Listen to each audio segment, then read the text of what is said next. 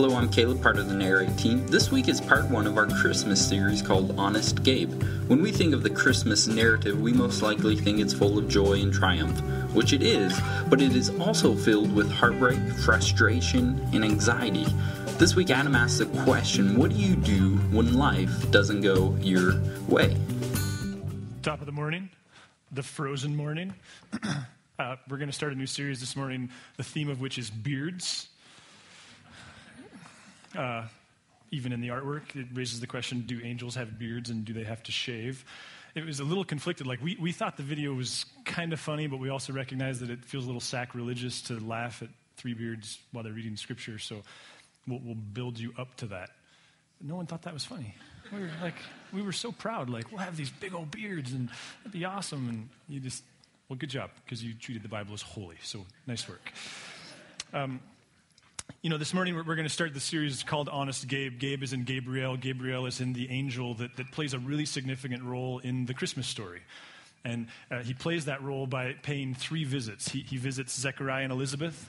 We're going to talk a little bit more about that this morning, or specifically about them, Zechariah and Elizabeth. And then next week, we'll talk about the time that Zechariah visited Joseph. And the interesting thing about his visit to Joseph was that he didn't appear to Joseph physically. He appeared to him in a vision. And I was fascinated over the last few months, in particular, the Pope Emeritus. Is that what you call him? Pope Benedict? Like, this is a category that we didn't have before this, right? But he wrote a commentary on these infancy narratives, as they're called, and his insight on Joseph is incredibly fascinating. I can't wait to talk about that next week and the implications of the fact that Gabriel just appeared to him in a vision. And then the third person that Gabriel appeared to, of course, was Mary, Jesus' mother, and we are going to talk about that on Christmas Eve, which I'm also quite excited about in that whole gathering. But the reason we're going to do this is it strikes me that we often talk about the Christmas story using triumphant language. We often talk about these stories of Zechariah and Elizabeth and the birth of Jesus and these kind of historic moments as though everything was joy. And certainly the story ends there, it ends up there, but it's not where it begins. In fact, it begins with frustration, with confusion, and with vulnerability, something we'll talk about on the 22nd of December, like a vulnerability on the part of God that I think is quite hard to imagine. And what makes me excited, therefore, about jumping into these stories at this season is I recognize that for some of you, Christmas is all joy. It's all triumph. You've got your spouse, you've got your family, you've got your job, you've got whatever. Like, for some of you, you're on top of the world. You've got your money, you've got your job, all those things. But honestly, that's probably a pretty small fraction of you. See, one of the unspoken things about the Christmas season is with the highs come lows. And for some of you, this is a very conflicted season because it's Christmas and you understand the importance. Maybe you're a Christ follower and you understand the importance religiously, if you will. Maybe there are people that you can't wait to celebrate with, but Christmas can also be a terrifying reminder of who's not here. It can be a terrifying reminder of the job that you don't have, of the resources that you can't use to celebrate. And so on the surface, as is the case, we're all so good at this. And I've learned in recent conversations with one guy in particular who's from England that Americans in particular are incredibly prone to just cover the surface with good. And that's kind of our tendency around Christmas is, yeah, we all celebrate, we all sing. The reality is there's a lot of brokenness. And so what's exciting to me is that Scripture and God through Scripture, He meets us right in that place. Because the original players in the original narrative, in the original moments in history, it wasn't all joy and triumph. There was lots of suffering, lots of beating the ground and saying, God, where are you? Lots of disappointment, lots of vulnerability. And so really the goal is I suppose in that regard, same as the goal always is, but to allow their stories to inform and shape our stories. So this morning, in particular, we're going to zero in on Zechariah and Elizabeth. And the question that I think their life begs us to ask is, what do you do when life isn't going your way? Like, what do you do when life isn't going your way? Maybe even more appropriately, how do you do?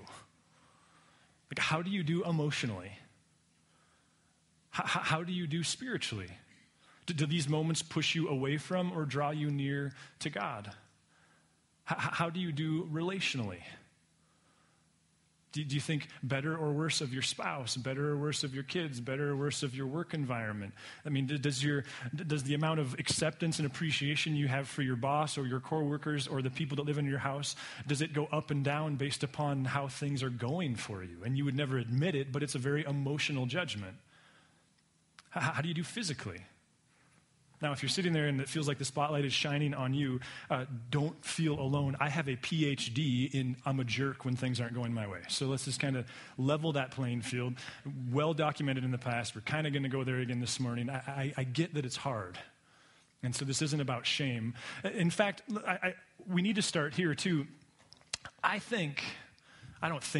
know from Scripture that God celebrates, he loves, he gravitates towards, he uses, he favors the person with a bias for action. There's a story that he tells, it's one of my favorite, where God gives 3 different people 3 different amounts of things to invest, and 2 of them take risks, and they do something with it, and one of them cowers for fear, and Jesus celebrates the 2 who takes the risk, and chastises the one who doesn't take a risk. So certainly, and if you're not familiar with Narrate, if you're not familiar with our bent, our culture, our theology, go back to the last few Vision Weekends, because central to our ethos is a God who says the daily leads to the dream. It's a grind, like you have to work hard, you have to want it, you can't take no for an answer. One of my refrains to people over the last few weeks has been, I'll say after meeting with certain types of people, like, but they're doing the work. And I'm realizing more and more, it doesn't really matter how perfect or unperfect you are. It's about, are you doing the work? Are you teachable? So certainly there is a place for the tenacious, creative person who refuses to take no for an answer and knows how to go seize their dreams and know how to make things happen. And I think, just to be perfectly honest or perfectly clear, there's a tension between that and what we're going to talk about this morning. And not for a second do I want to deny that side. But simultaneously, there are moments in life, aren't there, when our creativity and our tenacity, where our can-do, where our chutzpah, where our work ethic, where our resources, where who we are and who our daddy is, where that stuff lets us down. We meet these moments where it doesn't matter how tenacious we are, how hardworking we are, this time it's not going your way. And that happens with the unspeakable, with death. It can happen with job loss. It can just happen with like where you wanted to eat lunch. And you don't have to admit you're that petty, but I know you're that petty because I am. Like it happens. And so it seems to me that we live in a culture and we are a people. That maybe the culture is a cop-out thing. Like our condition as humans, this side of heaven, in my opinion, is that like we talk a lot about vision. We talk a lot about purpose. We talk a lot about goals, financial goals and occupational goals and family goals and spiritual goals and growth goals. And we're in that season where we'll all spend a whole bunch of time doing stuff and we won't do any of it, but we like that season. We like classes and we like workshops and we like conferences and we like books and we like teachings. And we love to talk about mission. And don't get me wrong, I love that stuff too. That stuff can direct the type of people that we socialize with, the types of things we do with our money, the types of classes we take in middle school and high school, the types of degrees we pursue, where we work, where we live, how we recreate. It's very helpful in that regard. But while there's a whole bunch of questions about personal mission that I think we ask and we ask with frequency, and I think in particular if you're part of this community, you're probably prone to ask them. I think there's one that we avoid. And it ties in very deeply with Zechariah and Elizabeth's story. It ties in very deeply with this morning. And it's simply this. So we know your mission, but do you know your shadow mission? Have you heard that phrase? It's something that I was introduced to years ago and have worked on. And I suppose it's like a personal mission statement. You're always going to be working on it. But a shadow mission has a couple components. First of all, it's dark. That's what makes it a shadow mission. But what it is it's a mission that you're tenacious about. It's a goal. It's a pursuit that you give a lot of energy to, a lot of thought to, a lot of resource to, a lot of time to. You sacrifice things in order to seize it. Addictions are shadow missions. See, if you sat down with your guidance counselor in college or with your boss or your spouse and they said, what are your goals for the next 5 years? You would never say to get drunk 4 days a week. We don't do that. But we might pursue that with great energy. You'd never say to be the richest person in my family so that I can lift my head high at Christmas. But we have shadow missions. They're dark, and the other thing about them is they're oftentimes hidden. We don't ever speak them publicly, though sometimes our friends can identify them before we can. But the other thing about a shadow mission is sometimes you're not even aware of it.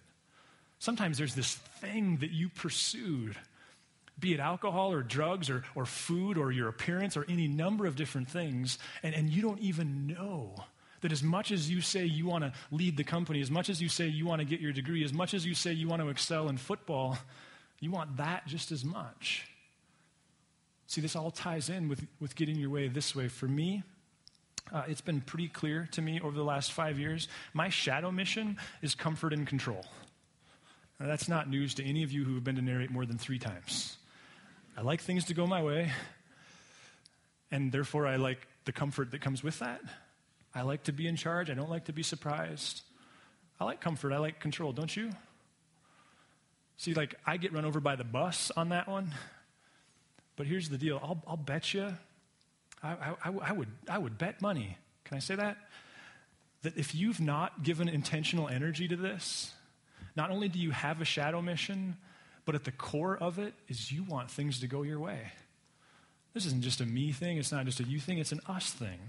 That the unspoken mission of many of our lives is we define happiness by I lay out how it's supposed to go and it goes that way, and if it does, I'm happy. I'm joyful.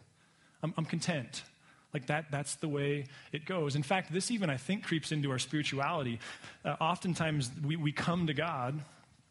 We recognize that we're not powerful, that we're not all-knowing, that we're kind of meek and meager and finite. And sometimes what draws us into these conversations, sometimes what draws us into committing our lives to Christ is a realization that everything that we're suddenly aware that we're not, He is, which can be a really great thing. Like we realize, some of us, that like suddenly you realize your life is not manageable. Like you can't manage yourself, and that scares you. And I would guess that if we took a poll, a great percentage of you, this is when you came to faith, was in the fear that your brokenness was so pervasive that you couldn't even control yourself. But even additionally, what's possible is we come to God with the realization that not so much that we can't control ourselves, but that we can't control others, and we can't control outcomes. And no matter how much we exercise, we might have a heart attack at 48 years old, and no matter how hard we work on our marriage, they might do something really destructive. And no matter how much we love our kids, something terrible might happen to them. Like no matter how hard we work, our boss might not appreciate it. And sometimes, if we're not careful, I think we come to God and we broker a deal. We acknowledge, like, God, you're powerful, you're mighty, you're good, all these things that we sing in these songs. But the shadow mission of that is, hey, God, so I'll follow you. Like, I'll do some work. I'll attend church. I'll even give some money. I'll even let my coworkers know that I follow you. And in turn, like, you'll let me get my way, right? Because that's how this works. Like, I learn your will, you learn my will, and we just become one big happy, like we all get our way. And we would never admit that. But I think if we want to talk about where our theology and our thinking about God gets broken, it's there. Now, the natural flow of life, the way I've been saying it to myself, the natural flow of life leads us to this place where whether we're on vacation or whether it's a project at work or it's this grandiose thing we're working on in our personal lives, the natural flow tells us that the key to my happiness is getting my way. I think Zechariah and Elizabeth teach us a completely different option. Like, I think the natural bent of the human condition is to think that the happiest people are the ones that are most control of their lives. And it's why we seek wealth, and it's why we seek all these different things. I think Zechariah and Elizabeth knew something that's really hard to know, that very few people, even in the text, seem to have figured out. That the natural flow is to handle discomfort and discouragement and frustration one way. And Zechariah and Elizabeth say, no, here's another option. So we're going to jump into this story, and we're not going to spend a great deal we're not going to cover very much ground because, to be honest with you, I just get bogged down in the minutia of the first few verses, and I think they're rich. Starting in verse 5, it says, in the time of Herod, king of Judea, there was a priest named Zechariah who belonged to the priestly division of Abijah. His wife, Elizabeth, was also a descendant of Aaron.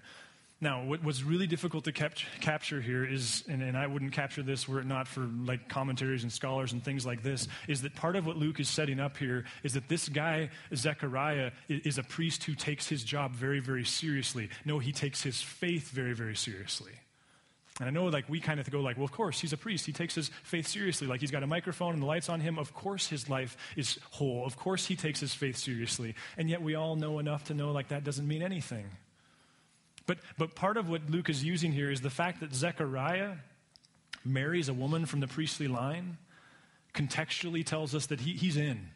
He's serious. It's like the athlete who marries the athlete or the doctor who marries a doctor, you know, and you kind of go like, wow, they really like being doctors. I mean, there's two of them. Wow, this is crazy. That's them. Both of them were righteous in the sight of God. Now, I was watching, and none of you flinched when I said that.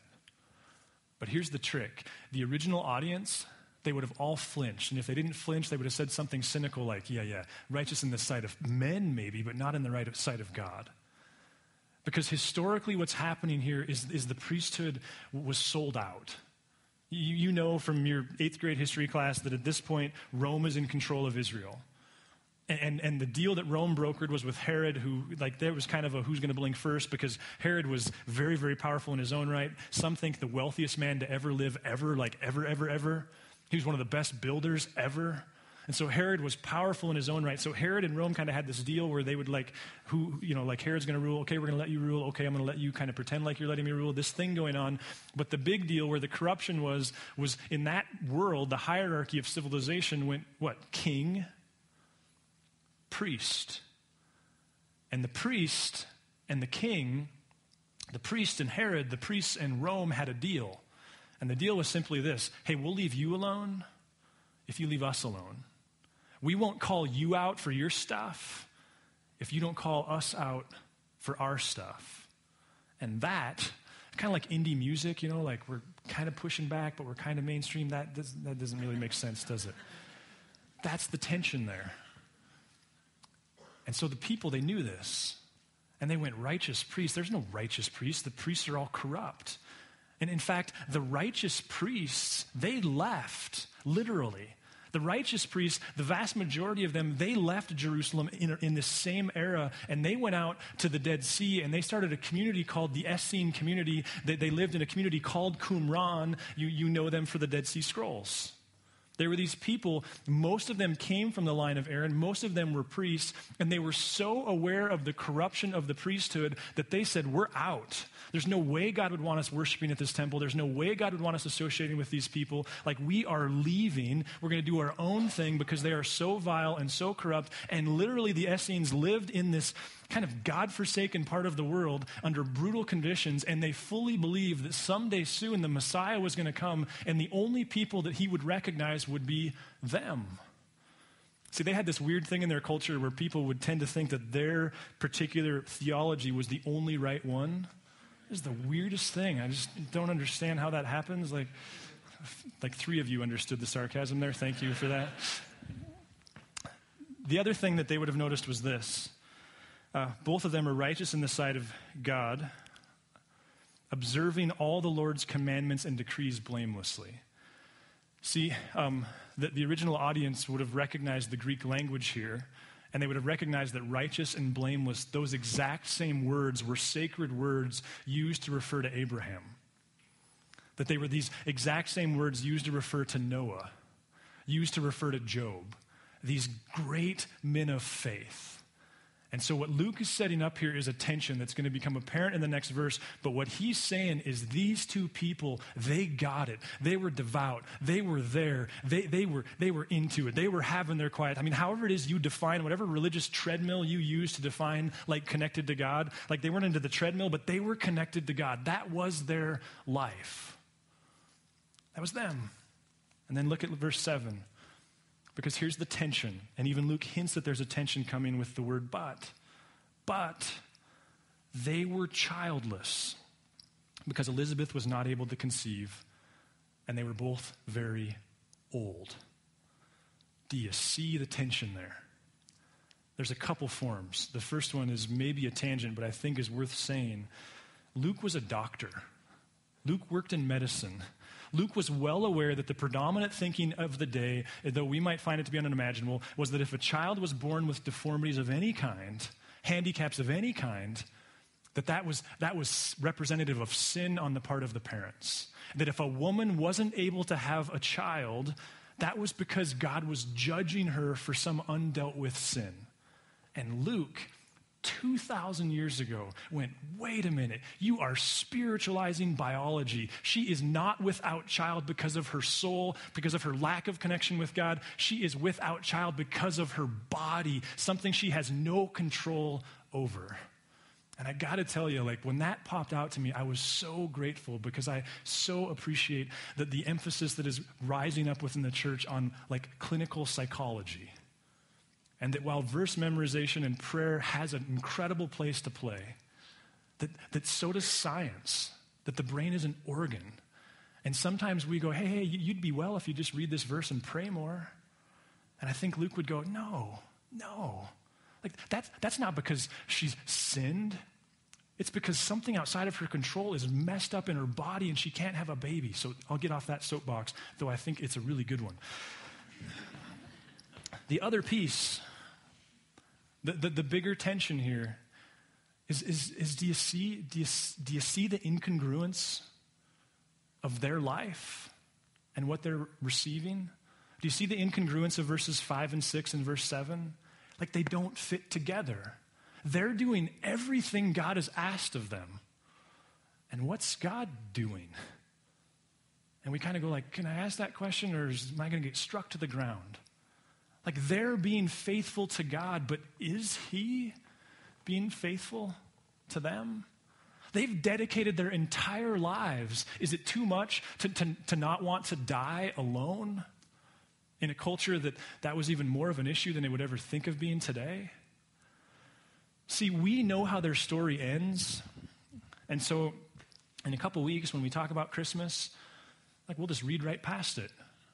They didn't know how their story was going to end. That was their story. They were old. The only story they knew was faithful to God and unfulfilled desire. That was the story. And I got to tell you, there was part of me this week that just wasn't sure how we would do it without making it really awkward. I just think we need to park here.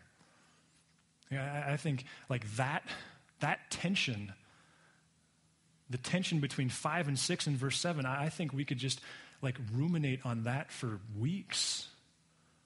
Like, who among us who follows Jesus doesn't follow Jesus out of a belief that he makes life work, that it makes things better, that suddenly we become more full? Who here doesn't claim Jesus when he says, I've come that you may have life and have it more abundantly?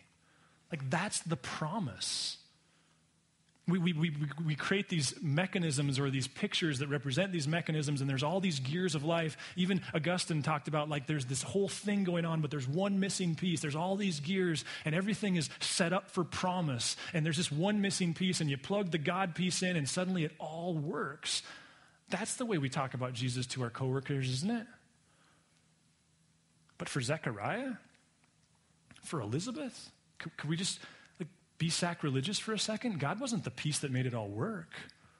He was the bolt in the gear that made it not work. If you define happiness the way I define happiness, if they defined it the way we defined it, God ruined the formula. Like Zechariah, for Zechariah, it's like remove God and it works again. And it's really easy to do. Like, go find another wife. Go find a few. Go get a handful, a dozen perhaps. Even add some concubines to that. Totally culturally acceptable, totally legal. Lots of people were doing it. In fact, Jewish law said your wife can't give you a child. It's within your legal right to leave her on the doorstep and divorce her. That was Jewish law, God's people's law. Zechariah could have just done that. Elizabeth, she could have done things too. We know the stories. We know the culture. In fact, it's not even a new tension.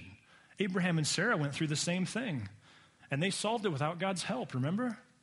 Sarah went, hey, Abraham, God promised this thing, and he's having trouble fulfilling that promise, so we need to bail him out. We don't say it like that, but that's what we do, right? Like, okay, Lord, I know, like, you're pretty smart, but, like, I think I know what I'm doing with money more than you do. I think I know what I'm doing with sex more than you do. I think I know. And Sarai, what did she do? She went, she got a maidservant. She said, Abraham, here you go. Take her. And voila, Abraham, there's your son. And the rest of the story is what? Disaster? Trailer park? I mean, I don't know. It just wasn't good from that point forward, was it? Bad stuff moving forward. See, part of what Luke is telling us here, and this is kind of a type of Christ that flows throughout the whole New Testament, is the theme, and Paul unpacks this in greater detail, but I'm not smart enough to read Paul, so I just read the Gospels. But what Paul points out is that there's the first Christ, the first Adam, and he's the messed up Adam. He's the one that got it all wrong. I'm a really good namesake. And then there's the second Adam, and he's Christ. And what the first Adam got wrong, the second Adam gets right. And because of the second Adam, we can get right what they got right. Here's part of what Luke is pointing out, is that Zechariah and Elizabeth, I know I've been lots of run-on sentences, catch me here. Zechariah and Elizabeth got right something that not even Sarah and Abraham got right. That Zechariah and Elizabeth had something figured out that not even the great patriarchs of the faith had figured out. That when they were forced to deal with their frustration and confusion, they understood something, and they applied something that very few people applied. They got it. And you know what it was? This will be so disappointing when I say it, because you'll go like, oh, you're such a jerk, because that's work. They understood that it wasn't about getting their way. That they understood that the path to happiness, if that's what word you want to use, it's an indirect path.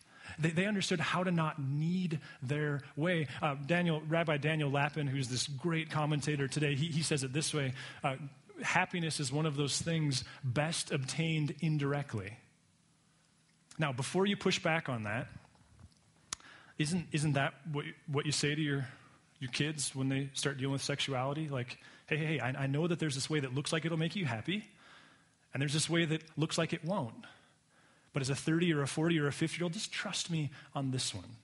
Isn't this what we talk about with credit cards? Look, listen, I know there's this way that looks like will make you happy, but there's this other way, and it looks completely incongruent. It doesn't make any sense. This is the way we talk about exercise, the way we talk about nutrition.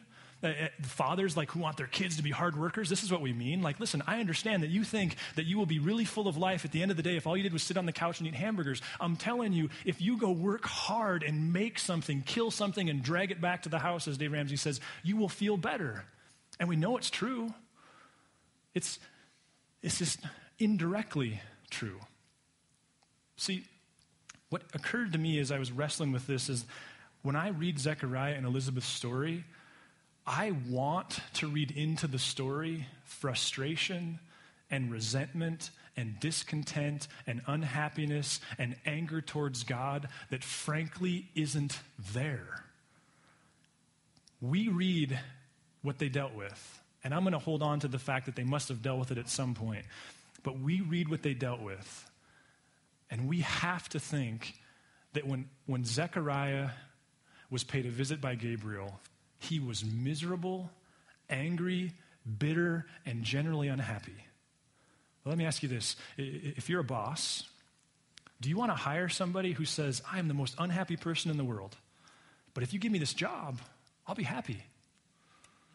Do you want a friend who says, I do nothing but complain, but it's their fault. If you be my friend, all my problems will go away? No way. We know the story.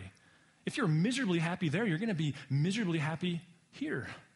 Heard a proverb once of a guy who stood on a hill when they were settling the West, and not a proverb, but an old story, and he would stand at the top of the hill right before his town, and he would say to people as they came into town, hey, what kind of town did you come from? And some of them would say, it was amazing. I'm going to miss it so much. What's this one like? And he would say, oh, it's just like the one you left. And then other people would come along and they'd go, it was horrible. The people were jerks and they were unhappy and discontent and generally rude. What's this town like? He'd say, just like the one you left. See, I think, and I'm going to admit that all I can do is imply this from the text. I think it's a mistake to think that they were candidates to become the son of John the Baptist because Jesus wanted to, in any way, make them happy. I think they were candidates for John the Baptist because God knew he could trust them, because they had learned how to be happy without having to have their way. They had learned joy and contentment without having their way. Think about this. We follow a rabbi who says, here's the deal. Like, if you're first, it'll be great. If you're last, it'll be terrible. No, we don't. We follow a rabbi who says the last will be first. And we go, oh, that was really great, but I'm trying to get to the top. We follow a rabbi who said, when everything goes your way, you'll be miserable. And when you're seemingly miserable, when nothing's going your way, you'll actually be really full of life. His original disciples came to him at one point and went like, okay, we've spent our whole lives praying. Could you teach us how to pray? And he went, oh, this is easy. Just don't focus on yourself. Talk to God and how great he is.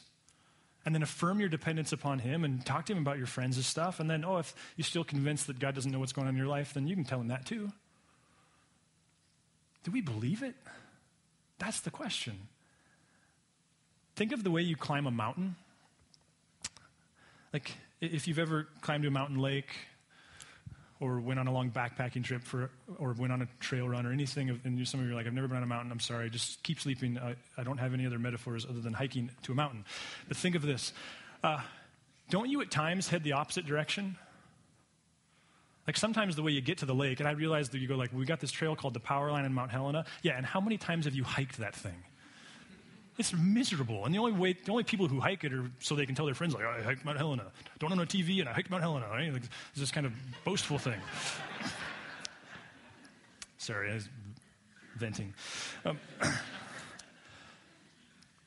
It's the indirect path. I was running with my friend David a couple weeks ago. We were doing a trail on the ridge system back when it was above zero.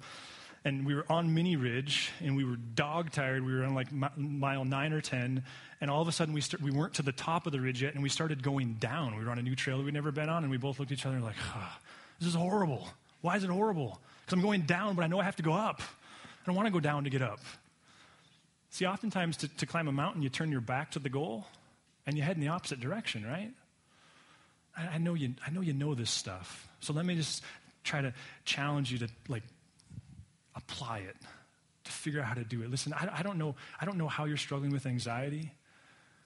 I don't know how you're struggling with depression even, and I don't in any way want to unclinicize those, if that's a terrible word, but I just made it up, so put a little TM by that, and we'll just sell it later.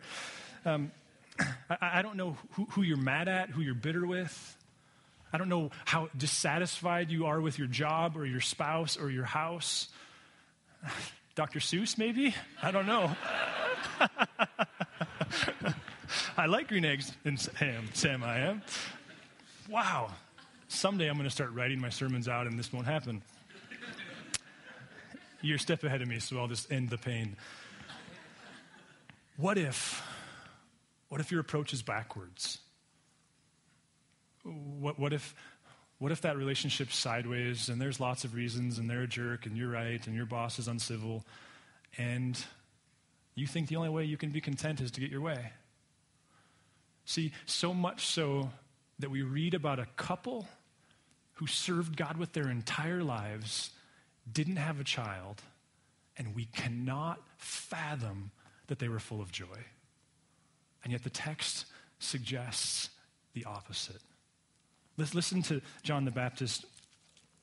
John the Baptist, of course, who was the son of this couple as an adult. I just want you to listen to this description from Mark of his ministry. And so John the Baptist appeared in the wilderness preaching a baptism of repentance for the forgiveness of sins. The whole Judean countryside and the people of Jerusalem went out to him, confessing their sins. They were baptized by him in the Jordan River. Listen, when we talk about confession of sin and repentance, we think about altars and veils and like stealing and things like that. But what is confession if we unspiritualize it? It's a posture. And it's a posture that says what? I would like to suggest it's a posture that says, I got it wrong. See, when we confess our sins, it's not just because God has a checklist and he wants to make sure that we at some point acknowledge that we sin. That is true. It's about trust. It's about coming to God and going, God, I am prone to think that my way is the right way and the only way. But it's not. See, a confession is an acknowledgement that God has something right that you have wrong. It communicates a desire to incorporate his thinking into your life. Here's my challenge for you. What if you were just to identify a place where you need to confess to God, God, my thinking about what's going to make me happy here is wrong. It's completely off. It's logical. It's even cultural. It's even supported by my friends. But it doesn't represent your formula for joy. What if you were to run some little experiments? Just an hour, maybe a couple hours, where you try to just test it out. I did this a couple months ago. I started working on this. The first time was we went to the pump track with the kids, and we were there for 3.5 minutes, and I was ready to go home and watch football, and I think I made a suggestion like, hey, we should go home, and they were like, no, we don't want to go home. And because this was like my conscious thought, I made this like conscious decision because I am so terrible at this to go, no, I'm just going to go with what they want to do. 4 hours later, as I was at my house, I was going like, wow, this has been a really great afternoon. Huh, interesting. One of the corresponding things to all of this is I chose to not have to have my way. My failures doing vacation with my wife's family have been well documented. Last Christmas was a debacle. We went to Leavenworth, and I never got my way, and it went so well that my wife filed for divorce on the trip. No, that's not funny. She didn't, but she would have been justified had she done so. And so this last Thanksgiving, we decided to spend Thanksgiving with her family again, and so I was like ready. Like once in my lifetime, I want to say that I got this right, because they're great people. I'm just dumb. So I went into it going like, I'm going to work really hard to not need my way. I'm going to work really hard not that I'm going to be like soft and vanilla and disengaged and unattached and like not, but I'm just going to like weigh in and then just choose I don't have to have my way to have a good time. And it was fantastic. Even when, here's my evidence, even when Uncle Leo showed up on Thanksgiving during the football game and turned it to the Sci-Fi Channel, I prevailed. Yeah, exactly. Hey, thank you. In fact, actually what I did is I went and stood next to my father-in-law, and the kitchen was like the size of like where I'm standing in, and he just kept bumping into me, and he kept going like, what are you doing? And I said, I'm just staying here until the TV's back on the football game. It was brilliant. Anyway, you see where I'm going. And then on Saturday, I woke up Saturday morning, and I had plans. I didn't know that. There was things I wanted to do that day. We were in Missoula, and there's a store there that I wanted to visit, and I just had a birthday, so I had spending money, and I'm a parent. I don't ever have spending money except for when it's my birthday, and so I was, and I had this, you know what I mean? Like I had this thing I wanted to get done, and I got them all done. I got everything I wanted to do that day done, and I was the biggest grouch Saturday. And it was when the day was over, I was like, oh yeah, interesting. For 2.5 days, I decided that I was just going to go with it. For one day, I insisted. I don't know. It's a challenge to you. If you would like to engage further with Narrate Church, you can find contact information online, www.narratechurch.org. We would love to hear from you.